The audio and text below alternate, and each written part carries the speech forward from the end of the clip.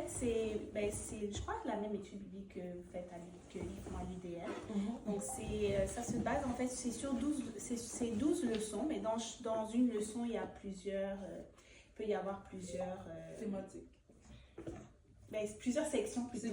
Oui, exactement. Donc, c'est l'étude biblique explorant la parole de Dieu. Donc, au travers de cette étude biblique, on va vraiment survoler les événements importants de l'Ancien Testament et du Nouveau Testament. Là, on avait commencé avec l'Ancien Testament. On avait vraiment regardé un petit peu, un peu la structure de l'Ancien Testament. Ensuite, la création, comment ça s'est passé les 7 jours de création, comment ça s'est passé dans le jardin. Puis le jugement que Dieu avait donné à Adam et Ève dans le jardin. Ensuite, on avait vu en fait comment, après que Adam et Ève aient été chassés du jardin, qu'est-ce qui s'est passé? Donc, il y a eu l'histoire avec Abel et Caïn, les enfants, 2 des enfants que Adam et Ève ont eu. Puis après, on avait vu un peu Noé, qu'est-ce qui s'est passé avec l'arche de Noé. Puis dans la leçon sur l'arche de Noé, on a fait vraiment une comparaison entre ce qui s'est passé dans le temps de Noé et ce qui se passe aujourd'hui, en fait, dans le temps, du temps d'aujourd'hui. Puis après, on avait vu un peu à la sortie de l'arche, qu'est-ce qui s'est passé, la tour de Babel. Puis après, on a vu un peu comment, après la tour de Babel, il y a eu, c'est là que la Bible introduit Abraham et comment Abraham a été appelé et comment, selon les érudits de la Bible, etc., le père d'Abraham, lui, ne connaissait pas l'Éternel, Térak, mais c'est vraiment, c'est Abraham qui a été appelé à quitter sa patrie et à vraiment... aller vers la terre promise, en fait, vers l'endroit où Dieu l'avait appelé. Donc, on voit un peu après dans cette leçon comment Abraham et Sarah ont des difficultés à vraiment s'accrocher à la promesse de Dieu. Je ne sais pas si tu sais, ils ont dû attendre 25 ans pour avoir Isaac. Après, on voit un peu comment Isaac a ses 2 enfants, Ésaü et Jacob. Qu'est-ce qui s'est passé avec Ésaü et Jacob? Je ne sais pas si tu sais aussi un peu Ésaü et Jacob, comment Jacob a volé la bénédiction de son frère, exactement. Puis après, on voit comment en fait, Jacob avait 12 enfants, dont Joseph, qui a été vendu par ses frères pour aller en Égypte. Et il a été vendu et il a été emmené en Égypte, mais au final,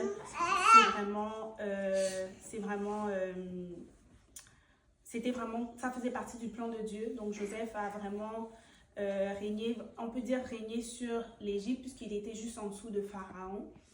Et c'est lui qui gérait vraiment le pays. Et c'est ce qui a fait en sorte que le peuple d'Israël soit sauvé, en fait, qu'il puisse perdurer, en fait, qu'il puisse avoir,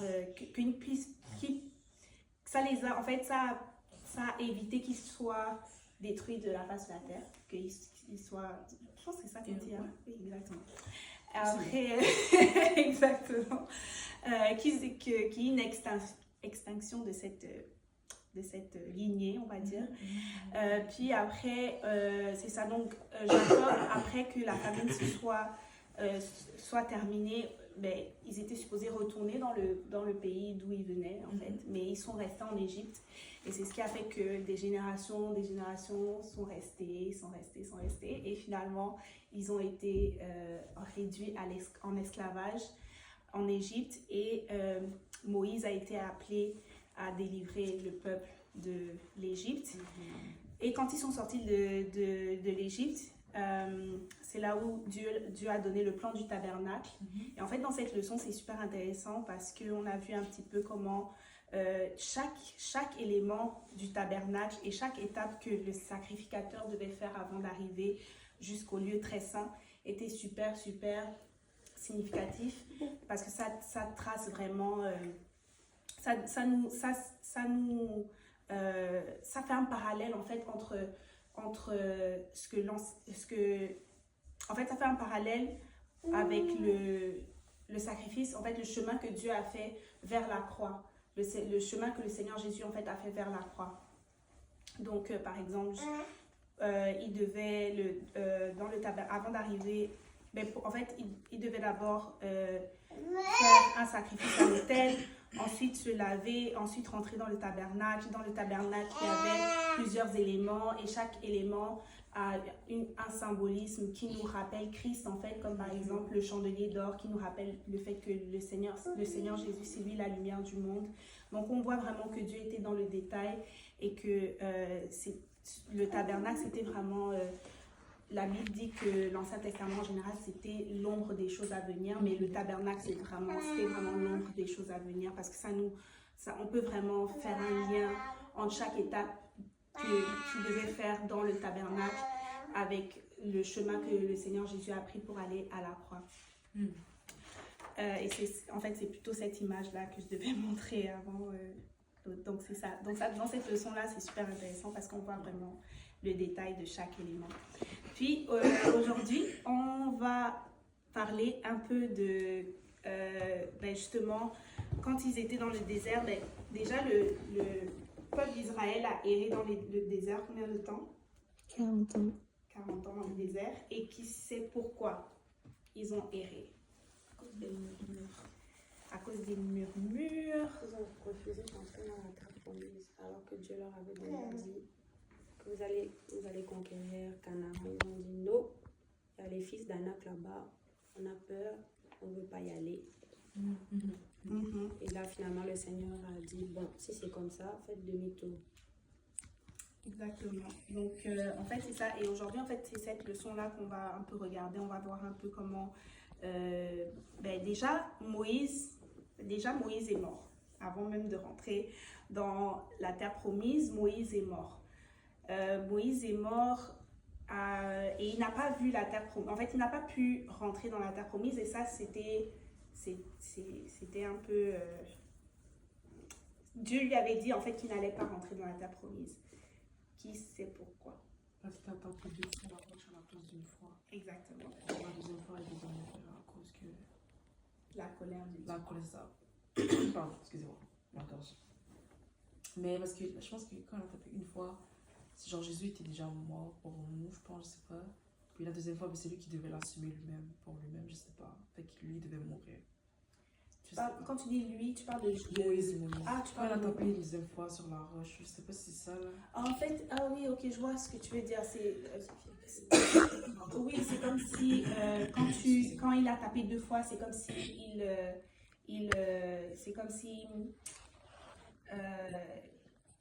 comment Christ est crucifié, comme si Christ est crucifié 2 fois, mais normalement il devait parler au rocher la deuxième fois parce que... Exact, c'est ça, il devait parler au rocher la deuxième fois. Christ est crucifié juste une fois. C'est quoi cette histoire-là? J'ai jamais entendu parler de ça. En fait, quand ils étaient dans le désert, le peuple a murmuré, le peuple a demandé à boire. Et quand Moïse est allé vers l'Éternel et a demandé à l'Éternel qu'est-ce qu'il doit faire par rapport à ça, parce que souvent le peuple avait des plaintes, ils ont faim, ils ont soif, ils ont peu importe comme problème. Ils étaient jamais satisfaits. Mais cette fois-là, ils avaient soif. Donc là, le Seigneur lui avait dit parle au rocher et l'eau va sortir. Parce qu'il y avait déjà eu une première fois où ils s'étaient plaints et Dieu avait dit à Moïse de frapper le rocher. Et là, quand il avait frappé le rocher avait sorti de l'eau. Et là, ils avaient bu. Mais là, quand ils se sont plaints encore une fois, là, Dieu dit à Moïse de parler au rocher. Mais Moïse, au lieu de parler au rocher, il a encore frappé. Il a frappé le rocher. Donc, ça représente une deuxième fois de frapper le rocher. Donc, ça, c'est comme Maureen a dit, parce que j'arrivais pas à trouver des mots, mais c'est comme si tu crucifies le Seigneur Jésus une deuxième fois. Pourtant, il a déjà été crucifié une première fois. Tu vois, il a été frappé, mais ça pour nos péchés. Et c'est pour ça qu'il n'a pas vu Canaan. Oui, c'est à cet événement-là que Dieu lui a dit à cause de ça, tu ne verras pas la terre promise. Donc Moïse en fait a vu la terre promise, mais il l'a vu depuis, il a vu depuis la montagne, mais il n'est pas rentré dans la terre promise.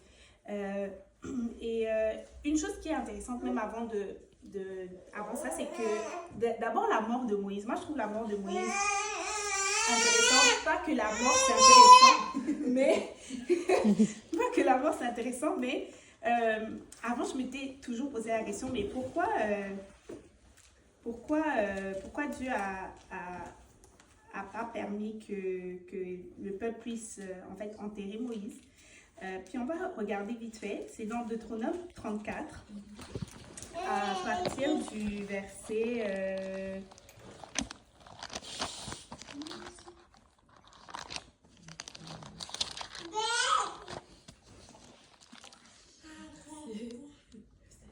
à partir du verset 5, du verset 5 à 7. Non, du verset 5 à 6.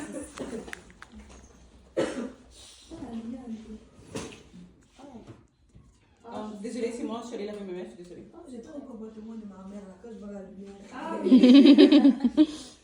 Et Moïse, serviteur de l'Éternel, mourut là au pays de Moab, selon l'ordre de l'Éternel. Et il ensevelit dans la vallée au pays de Moab, vis-à-vis de Beth-Péor. Et personne n'a connu son tombeau jusqu'à aujourd'hui. Or, Moïse était âgé de 120 ans quand il mourut. Sa vue n'était point affaiblie et sa vigueur n'était point passée. Et les enfants d'Israël pleurèrent Moïse 30 jours dans les campagnes de Moab. Et les jours des pleurs du deuil de Moïse furent accomplis. Et Josué, c'est bon. Donc, là, la Bible dit que l'Éternel l'enterra dans la vallée, au pays de Moab, vis-à-vis de Beth-Péor. Personne n'a connu son sépulcre jusqu'à ce jour. Donc, non seulement Moïse, c'est l'Éternel lui-même qui l'a enterré. Okay. Il n'était pas malade, il avait 120 ans. Okay. Vraiment, il avait 120 ans. La Bible dit bien que sa vigueur n'était point passée, sa vue n'était point affaiblie. Donc, il était en santé, mais il est mort. Et non seulement c'est l'Éternel qui l'a enterré, mais deuxièmement, personne n'a connu son sépulcre. Donc, personne n'a connu où est-ce qu'il a été enterré. Donc, on sait juste là, parce qu'on lit qu'il a été enterré dans la vallée, au pays de Moab, vis-à-vis de Beth-Péor, mais moi ça me dit rien. Mais j'avais trouvé ça très particulier, très intéressant. Je m'étais demandé pourquoi Dieu l'a enterré lui-même alors qu'il...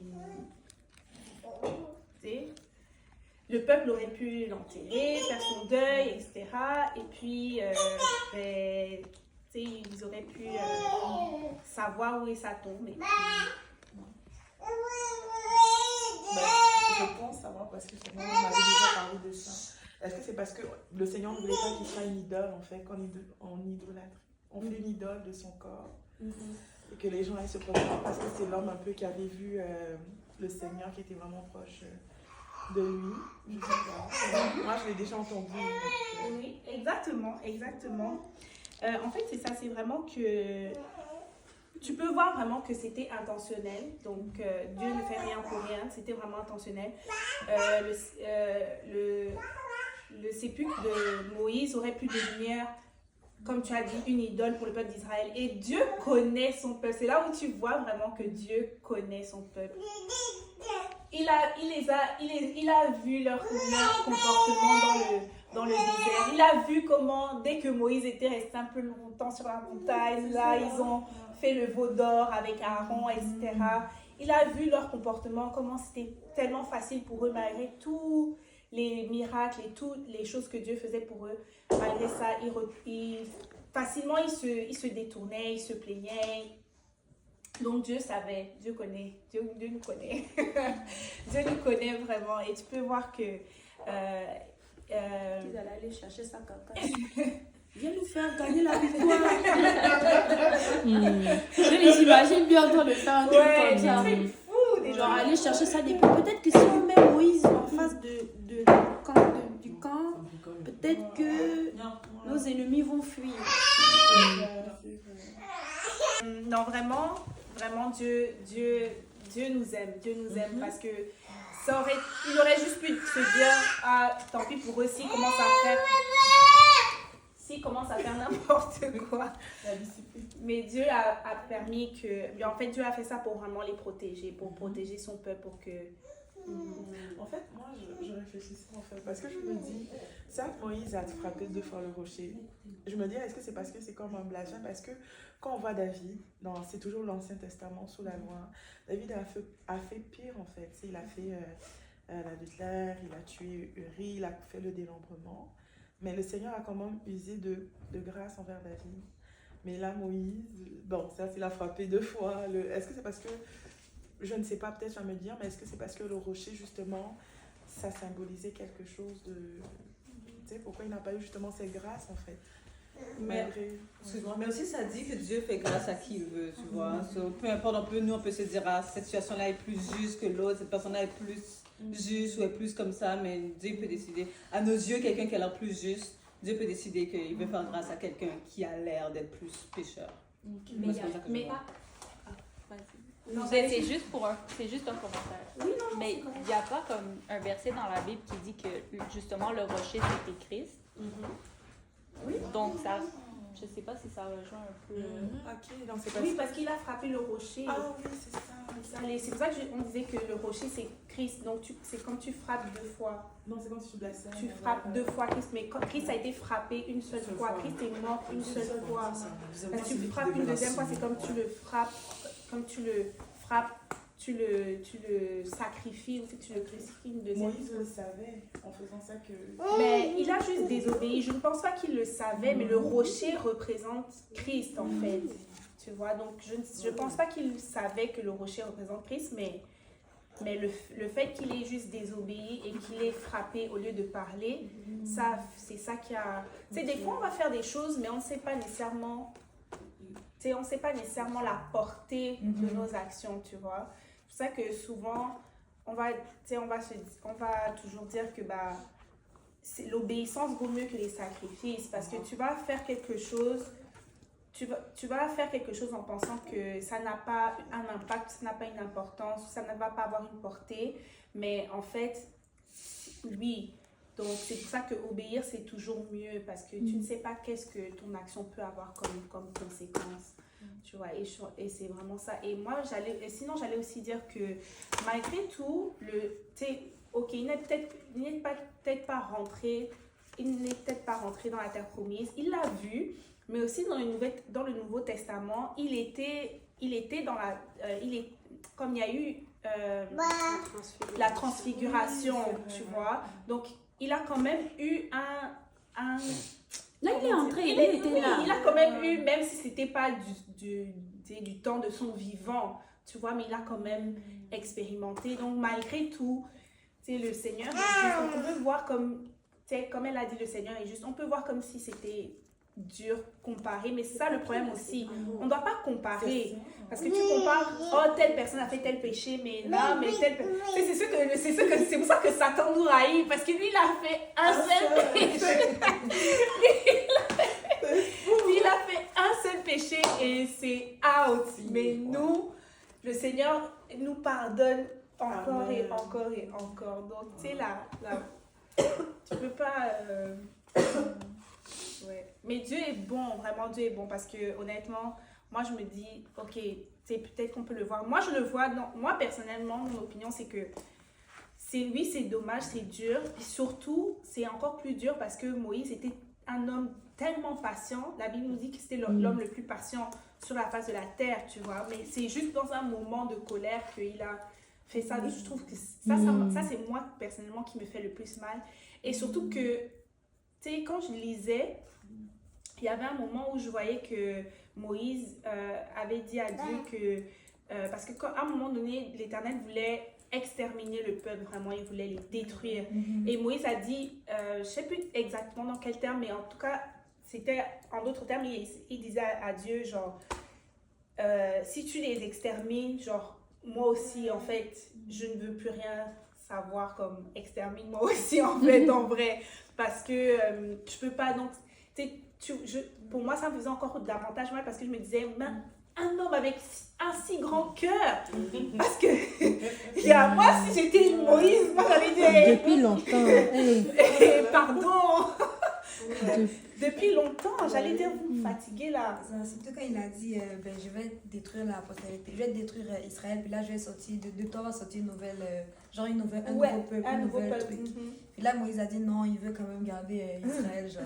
Wow. Ça va pas quoi, ils ont tiré, lui. Exactement. Non, c'est fou. Mais en tout cas, c'est ça. Donc, ce qui s'est passé après la mort de Moïse, donc le Seigneur avait déjà, donc il y a eu 40 ans de errance dans le désert, mais aussi ceux qui avaient douté de la promesse, parce qu'il y avait eu 2 espions, donc Josué et Caleb, qui avaient été envoyés pour explorer le pays et qui étaient revenus avec un bon rapport. C'était les 2 seuls qui étaient revenus avec un bon rapport. Les autres espions, sur les 12 espions en fait, il n'y a que 2 qui sont revenus avec un bon rapport. Les 10 autres ont eu un mauvais rapport. Et leur rapport, c'était que c'est trop dur, ils ne peuvent pas y arriver, le pays est trop grand, fortifié, les gens là-bas, c'est des géants, etc., etc. Et donc, Dieu leur avait dit que ben, à cause de ça, ils n'allaient pas voir la terre promise, que c'est leurs enfants qui allaient voir la terre promise. Donc pendant les 40 ans, en fait, cette génération d'incrédules a péri dans le désert, et c'est vraiment leurs enfants qui sont rentrés dans la terre promise avec Caleb et Josué, qui venaient de la génération d'avant, mais qu'eux, ils n'étaient pas incrédules. C'est ça. Donc ça nous emmène à Josué 1, donc à partir du verset 1, Josué 1, verset 1 à 11, en fait.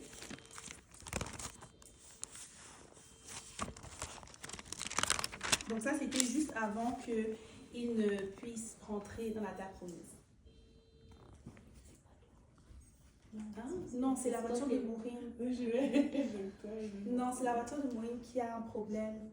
Ça fait ça depuis. Ouais. C'est correct.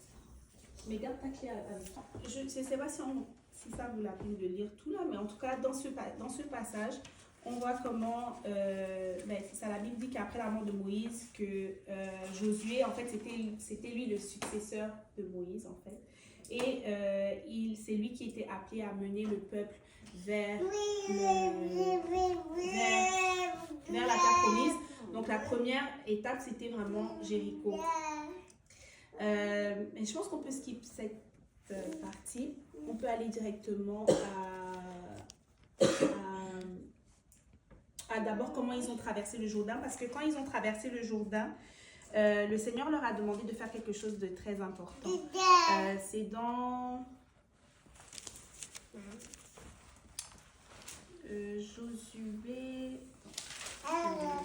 Josué chapitre 3. C'est ça. Josué chapitre 3. À partir du verset...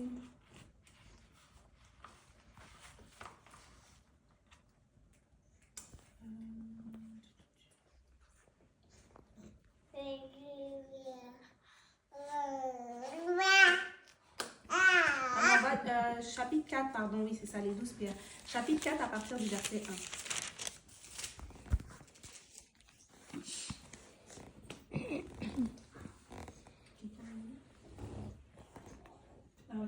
Je peux lire. Lorsque toute la nation eut achevé de passer le Jourdain, l'Éternel dit à Josué, prenez 12 hommes parmi le peuple, un homme de chaque tribu, donnez-leur cet ordre, enlevez d'ici du milieu du Jourdain, de la place où les sacrificateurs se sont arrêtés de pied ferme, 12 pierres que vous emporterez avec vous et que vous déposerez dans le lieu où vous passerez cette nuit. Josué appela les 12 hommes qu'il choisit parmi les enfants d'Israël, un homme de chaque tribu. Il leur dit, passez devant l'arche de l'Éternel votre Dieu au milieu du Jourdain et que chacun de vous charge une pierre sur son épaule, selon le nombre des tribus des enfants d'Israël, afin que cela soit un signe au milieu de vous. Lorsque vos enfants demanderont un jour, que signifient pour vous ces pierres, vous leur direz, les eaux du Jourdain ont été coupées devant l'arche de l'alliance de l'Éternel. Lorsqu'elle passa le Jourdain, les eaux du Jourdain ont été coupées et ces pierres seront à jamais un souvenir pour les enfants d'Israël. Les enfants d'Israël firent ce que Josué leur avait ordonné. Ils enlevèrent 12 pierres du milieu du Jourdain, comme l'Éternel l'avait dit à Josué, selon le nombre des tribus des enfants d'Israël, et ils emportèrent avec eux et les déposèrent dans un lieu où ils passèrent la nuit. Josué dressa aussi 12 pierres au milieu du Jourdain, à la place où s'étaient arrêtés les pieds des sacrificateurs qui portaient l'arche de l'Alliance, et elles y sont restées jusqu'à ce jour. Donc là, c'est juste avant de rentrer dans la terre promise, ils devaient donc passer par le fleuve du Jourdain. Et là, le Seigneur leur demande de prendre 12 pierres. Donc 12 pierres pour se rappeler, pour que leurs enfants puissent se rappeler. Et c'était super important parce que il y avait toute une génération après ça qui ne se rappelait pas de ce que l'Éternel avait fait en fait pour le peuple. Et ça, je crois que c'est dans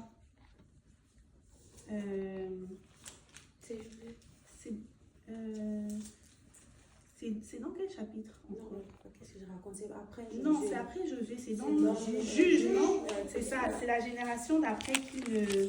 Quand Josué a dit, choisissez aujourd'hui, moi et ma maison, etc. Ah mais non, c'est donc c'est à la fin. Ouais, après, une autre génération s'est élevée, puis on a appartenu au Et Seigneur. c'est dans Juge, n'est-ce pas? Juge, c'est le prochain livre après Josué. Oui, c'est ça.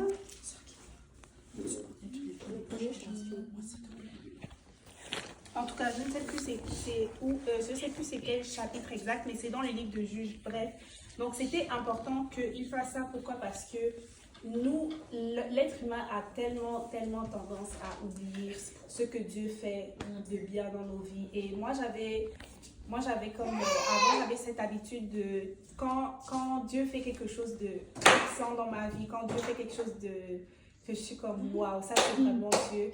J'avais un petit journal, je dois recommencer à faire ça parce que j'avais un petit journal où j'écrivais en fait. Et ça me permettait, quand je faisais face à une épreuve, quand je faisais face à une difficulté, ça me permettait de me rappeler que Dieu l'a déjà fait pour moi. Dieu a déjà fait tellement de choses pour moi. Il n'y a pas de raison que je sois aujourd'hui pas assez reconnaissante. Tu veux parler aussi?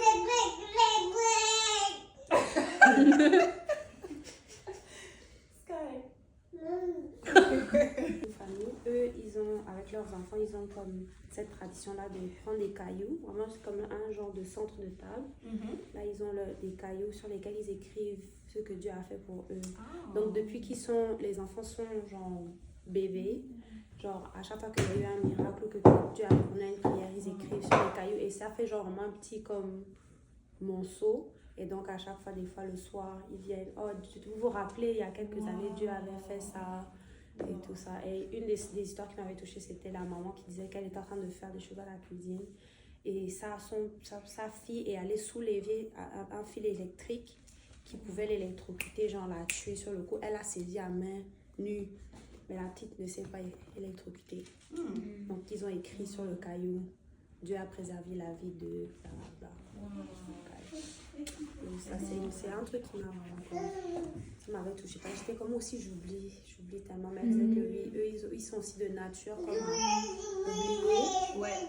Mais que quand tu commences à aussi fonder une famille, tu as tes enfants, etc., pour montrer, c'est pour que ce soit le Dieu de tes enfants, il faut qu'eux-mêmes ils sachent comme qu'est-ce que Dieu a fait dans leur vie depuis qu'ils étaient petits. Donc, je ne sais pas s'ils continuent de le faire, mais il y a quelques années, genre, j'avais vu ça dans leur salon.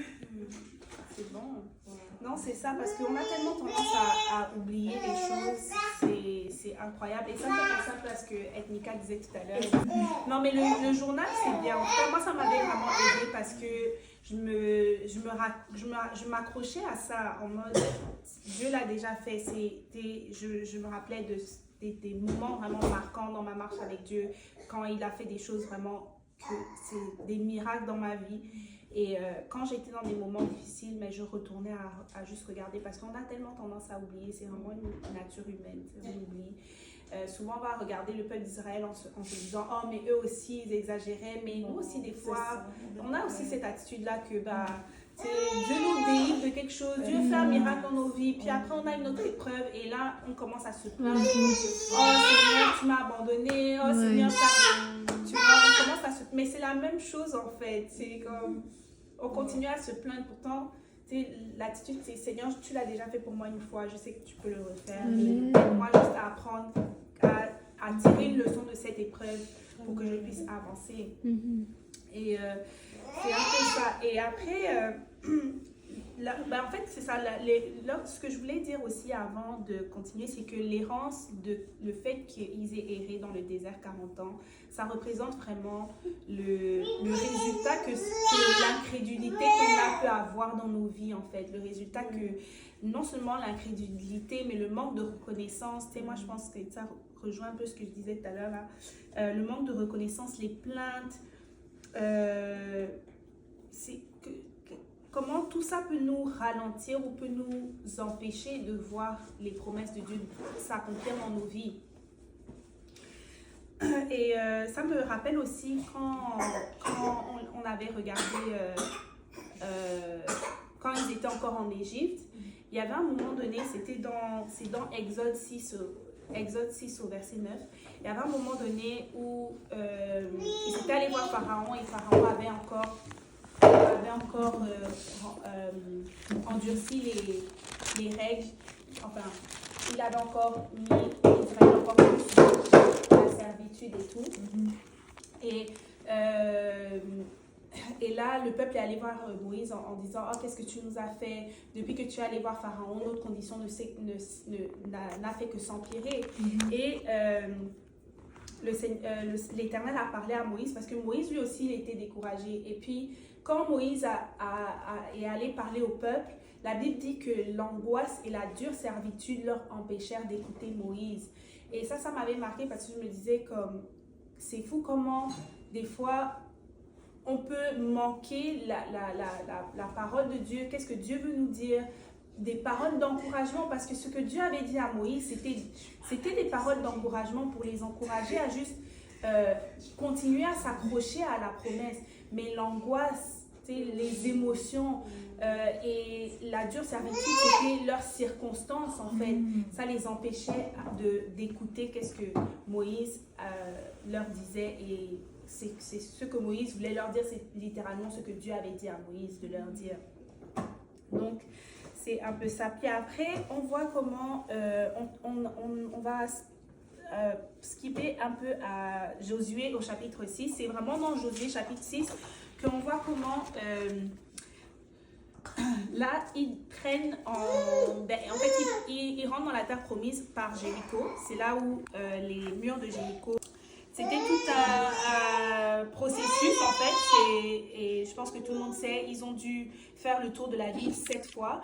Et je sais plus c'est qui disait ça la semaine dernière, je sais pas, j'ai écouté quelqu'un prêcher et la personne disait que souvent quand on lit et qu'on voit qu'ils devaient faire le tour de la ville 7 fois, on a l'impression que c'est comme genre, c'est rapide, genre ça va pas prendre beaucoup de temps, mais c'était une grande ville là, c'était vraiment... je sais pas exactement combien de temps ça a pris, mais c'était pas a piece of cake. C'était pas, ok, on va faire le tour de la ville. Sûrement après le deuxième jour, quand rien ne s'est passé, ou même après le troisième jour, quand rien ne s'est passé. Et c'est sûr qu'il y a plusieurs qui se sont dit, attendez, on est rentré dans quelle histoire là? Qu'est-ce qui se passe? Pourquoi on doit faire ça? C'est long, comme faire le tour de la ville. C'est long, t'es mal aux pieds, fatigue, peu importe. En tout cas, c'était quelque chose. Quand on lit, on a l'impression que c'était rapide, mais en fait, non. Et c'est seulement à la septième fois qu'ils ont fait le tour de la ville que les murs de Jéricho se sont écroulés. Et là, on va voir, on va lire en fait.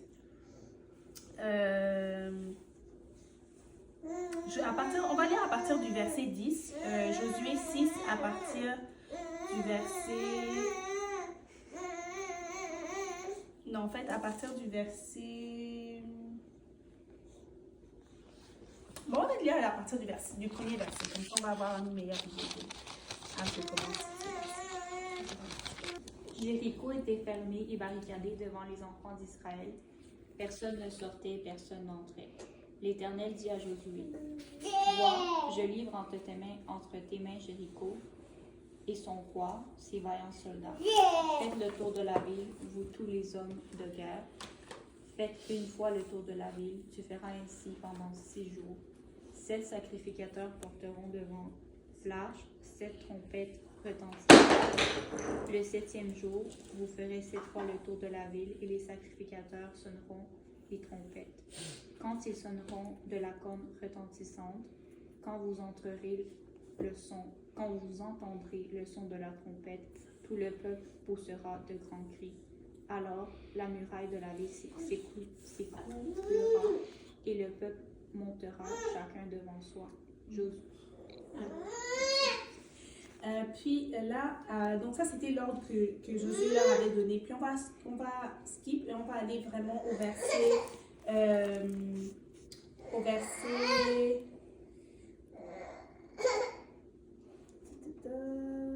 voilà, verset 11. Verset 11 à 16. L'arche de l'Éternel fit le tour de la ville. Il fit une fois le tour, puis on rentra dans le champ et l'on y passa la nuit.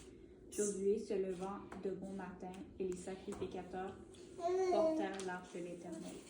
Les 7 sacrificateurs qui portaient les 7 trompettes retentissantes devant l'arche de l'Éternel se mirent en marche et sonnèrent des trompettes. Les hommes armés marchaient devant eux et l'arrière-garde suivait l'arche de l'Éternel pendant la marche. On sonnait des trompettes.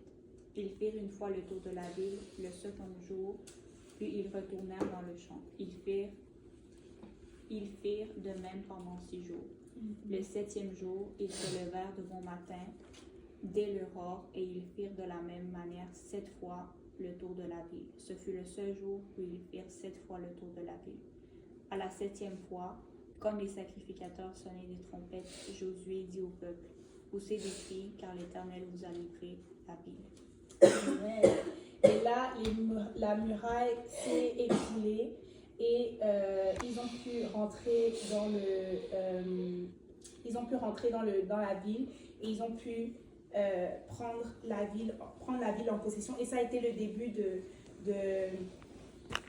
début en fait de la conquête du territoire. Et après ça, ils ont en fait conquis plusieurs autres villes, comme par exemple, Haï, la première fois, ça n'a pas fonctionné à cause du péché d'Acan, mais au final, ils ont pu conquérir la ville. Et aussi, au chapitre 14 de Josué, on voit comment Caleb, lui, a pu conquérir Hébron, le territoire d'Hébron. Et c'est un peu ça.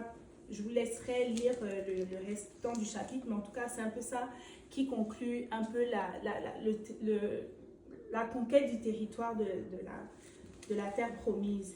Et au chapitre 24 de Josué, c'est là qu'on voit Josué meurt, en fait. Il meurt et la Bible dit qu'il n'a pas eu de successeur.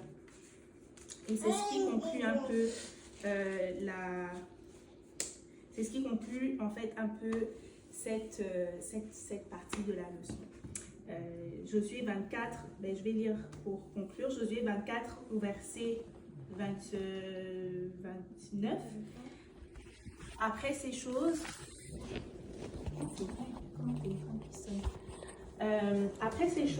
Josué, fils de Nun, serviteur de l'Éternel, mourut âgé de 110 ans.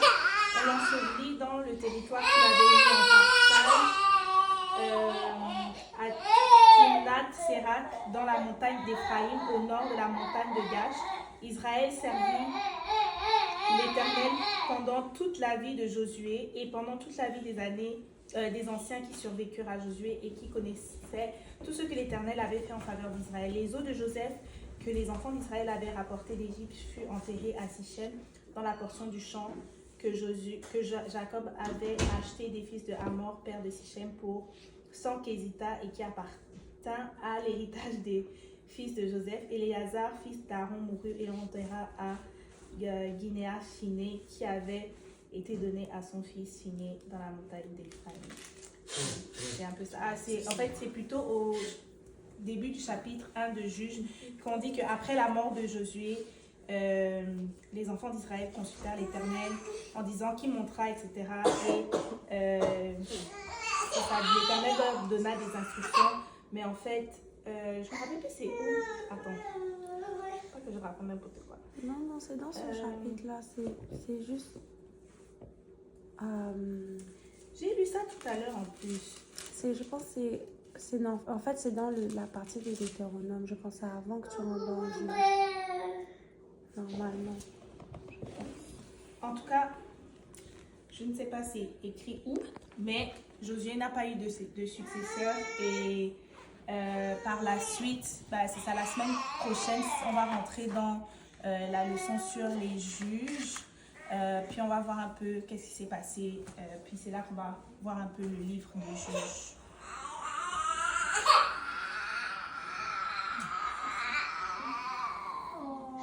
Ne fais pas attention à elle. Ça me fait tellement mal parce que je sais qu'elle a sommeil. Elle va s'en remettre. Donc ça conclut la leçon d'aujourd'hui. Je ne sais pas si quelqu'un voulait partager.